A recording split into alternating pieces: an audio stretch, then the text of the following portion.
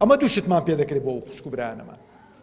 یەکەم دوعامان پێ دەکرێت لە دوعاکانتان، لە سوجدە، لە ڕکوع، لە دوای نوێژەکان، لە شەو، لە کاتی بە ڕۆژوبوون و فیتارکردنەوە.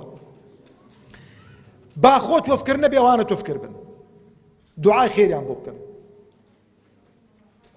لەخوا بپاڕێنەوە، بڵێن خوایە ئەگە کردەوەیەکی چاکمان هەیە، ئەو کردەوەیەت لێ قبول کردوین، خوایە بۆ خاتری ئەو کردەوە چاکانەمان ئەو مسلمانانە سەر بخەی، ئەو مسلمانانە ڕزگار بکەی، عزت بەو مسلمانانە بدەی یا رب العالمین. ئەوەی دی ئەتوانین بەشێک لەو ماڵەی کە هەمانە، لەو پارەی کە هەمانە بیبەخشین لە بۆیان بنێری.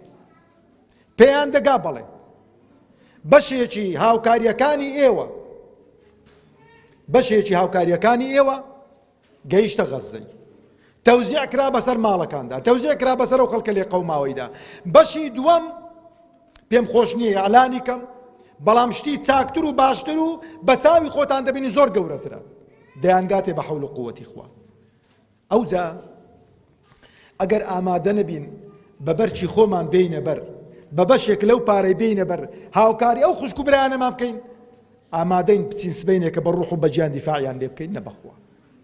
لەبەرەوەش لە دوای ئەو کۆڕە بەرماڵێک لێرە دادەندرێتن، ئەوەی کە دەخۆی ڕادەبینی لە 250ەوە چەندی لە دەستت دێ مەڵێکەمە، ئەتۆ 500ت پێیە، 500ی تەبعت پێیە، 250ەکەی دەدەی نیوەی ماڵی خۆت بەخشیوە، نیوەی ماڵی خۆت بەخشیوە. ئەوەی تری خوا بخۆی خاوەنە. شتی گەورەتر بەسەر عالەمی ئیسلامی داهاتوو، مسلمانانی شەرماون،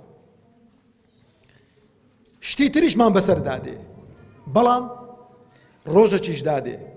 ئەو جوولەکانە دەبینن قەسەم بەخوا مسلمانان ڕاویان دەکەن. حەدیسی پێغەمبەری عەلەیهی سەڵات وسەلام دەچنە پاش بەرد، دەچنە پاش دار، خۆیان دەشێرنەوە، دار و بەردیش لای مسلمانان دەبێ، دەڵێ مسلمان وەرە ئەوە جوولەکەی خۆی شاردۆتەوە بیکوژە.